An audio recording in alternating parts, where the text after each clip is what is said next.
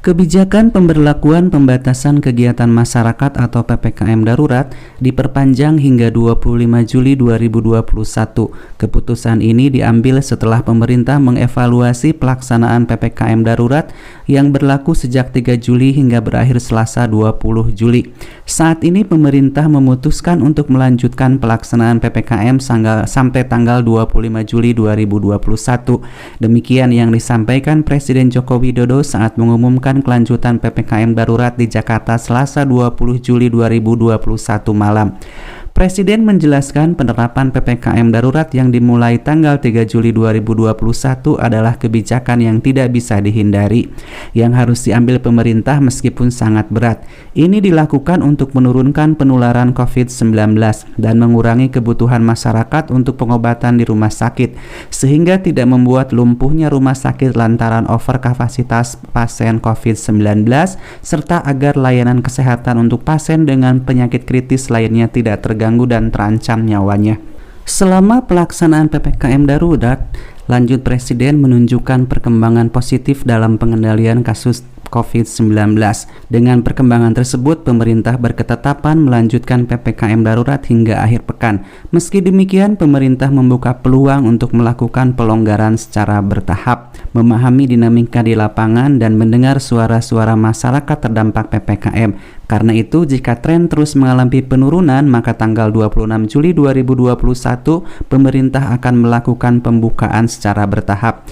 Pelonggaran yang dimaksud diantaranya adalah pasar tradisional yang menjual kebutuhan pokok sehari-hari diizinkan dibuka lebih lama dengan kapasitas pengunjung 50%. Dengan menerapkan protokol kesehatan yang ketat yang pengaturannya ditetapkan oleh pemerintah daerah. Selain itu, pedagang kaki lima, toko kelontong, agen atau voucher, jasa pangkas rambut, laundry, pedagang asongan, bengkel kecil, jasa cuci kendaraan, dan usaha kecil lain yang sejenis diizinkan buka dengan prokes kesehatan sampai dengan pukul 21 yang pengaturan teknisnya diatur oleh Pemda. Sehari-hari diizinkan dibuka sampai dengan pukul 15 dengan kapasitas maksimal 50%.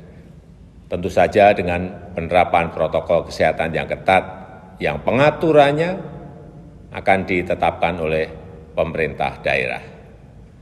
Pedagang kaki lima, toko kelontong, agen atau outlet, voucher, pangkas rambut, laundry, pedagang asongan, bengkel kecil, cucian kendaraan, dan usaha kecil lainnya yang sejenis diizinkan buka dengan protokol kesehatan ketat sampai dengan pukul 21 yang pengaturannya teknisnya akan diatur oleh pemerintah daerah.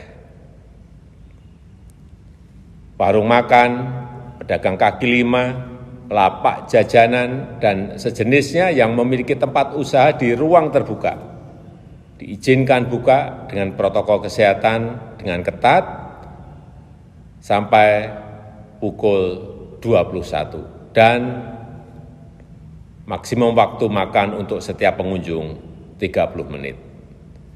Sedangkan kegiatan yang lain pada sektor esensial dan kritikal, baik di pemerintahan maupun swasta, serta terkait dengan protokol perjalanan akan dijelaskan secara terpisah.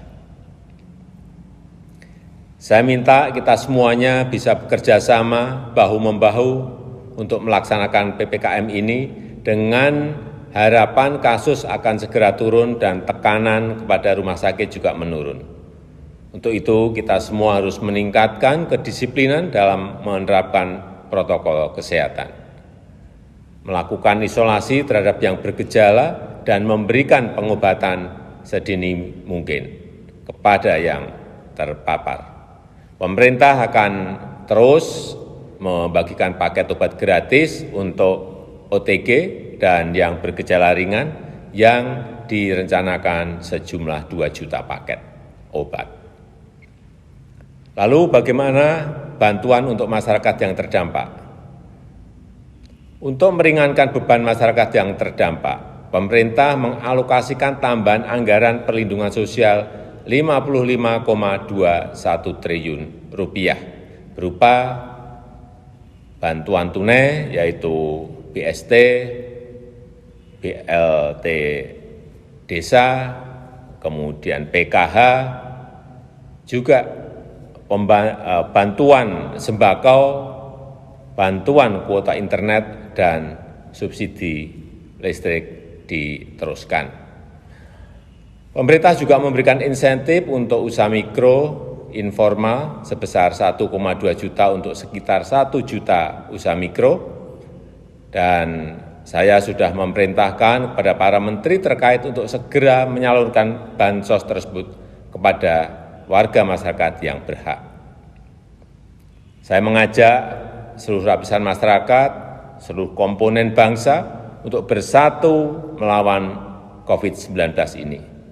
Memang ini situasi yang sangat berat, tetapi dengan usaha keras kita bersama, insya Allah kita bisa segera terbebas dari COVID-19.